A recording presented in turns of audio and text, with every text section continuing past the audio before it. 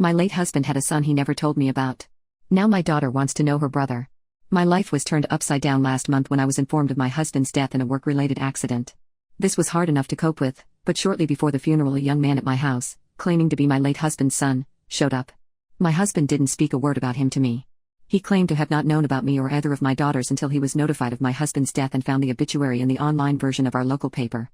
The young man was 18 and must have been born before I met my husband. He also claimed his own mother died years ago and was never to his memory in a relationship with my husband. So the boy's existence is not proof of infidelity on my husband's part. However, I still feel just as betrayed. My husband never breathed a word of him to me. This boy lives in the UK where my husband sometimes worked. He traveled a lot in his line of work and I can't help but wonder how many other secret children he has. How many times did my husband visit this boy and never told me about it? What else was he not telling me?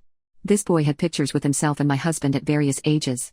He says he was brought up at a boarding school and my husband visited him sometimes. Though I very much want to, I have no reason to doubt his story. The boy asks to come to the funeral.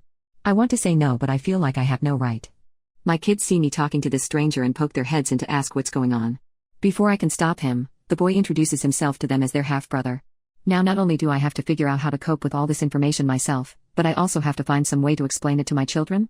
My 8-year doesn't seem to get the full implications of her father keeping this kind of secret from all of us, but my 12-year is clearly upset, although she won't talk about it with me. At the funeral, the boy kind of lurked in the corner, but when lunch was served afterwards he approached both my girls and was playing games like tag with my 8-year and some of her friends who joined in.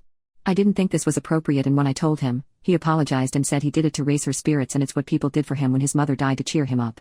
Something about his answer irked me and I got the impression he was trying to manipulate me into feeling sorry for him and using my children to do it. My mom and my sister came over to help me after I got the news about my husband. Of course I talked to them about what was going on and they were shocked. My mom brought up the point that the boy might be after money. All of our important assets were in both of our names and I am the only beneficiary of his life insurance policy. But I was not sure what could happen if he tried to sue.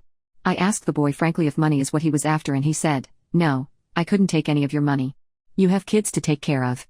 It irked me the way he said that, as though I was offering money and he was trying to show how good he was by turning it down. It felt as though he expected me to give it to him anyway. I asked the boy what he wanted and he said he wanted to get to know my children because they're his sisters. In my opinion, they might be his sisters, but he's a stranger to them regardless of biological relation. Apparently at the funeral he told my 8-year he was going to ask me if he could take my girls to the aquarium, and so that got her hopes up about it before I could even make a decision. I said yes only if my mom or sister went with them, because I wasn't about to let my girls go with a strange man no matter what. Over the next week he also took my girls to the park, ice cream place, and the lake, with my sister as a chaperone every time. I agreed to this and it was helpful because it gave me a chance to break down and cry to my mom without the girls around. When he left, my 8-year hugged him and told him not to go, and he said, "I promise I'll come visit again." I stepped in and said, "No, I think it would be best if you didn't come back here." He looked hurt and my 8-year cried, but I was sick of him promising things without getting approval. She thinks it's a cool mystery like from a TV show that she has a secret brother, and she doesn't realize how disturbing it is that her father hid his existence. My sister asked me later why I told him not to come back, and I told her I think the whole thing is weird. I don't know this boy or his real intentions. He could be some kind of weirdo trying to get my girls alone. My sister says I judged without ever getting to know him, and he seems like a very sweet young man. He grew up mostly without a family, and he could have been jealous that my girls got all his father's attention, but instead he wanted to connect with them. My opinion is that even if those are his intentions and he's totally innocent, I still don't want him around my home or my girls. To me he is just proof that my husband lied to me for years, and it makes me sick to look at him. My girls don't need this drama either, and even my 8-year is going to be traumatized once she is old enough to realize how much her dad was hiding. Me or my girls don't owe him anything. My sister says that I don't have to want him in my life, but I don't have the right to deny the girls their brother. She pointed out social workers do everything they can to avoid separating siblings because of the trauma. I said it's not the same thing because my girls have only known this brother for a week. My sister said it's also important because my girl's brother is now the only person they know of their culture. My husband was like 1/8 Hawaiian, the rest white and Asian, and so the girls and their brother are like 1/16. The boy appears to be white, and my daughters and I are black. But this boy was raised in the UK and he isn't part of Hawaiian culture, and honestly I think culture is something natural and not something to force because of your genetics.